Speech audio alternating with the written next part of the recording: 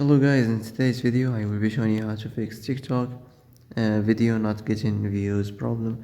So the answer is easy, just go to the settings and then scroll down to the apps section.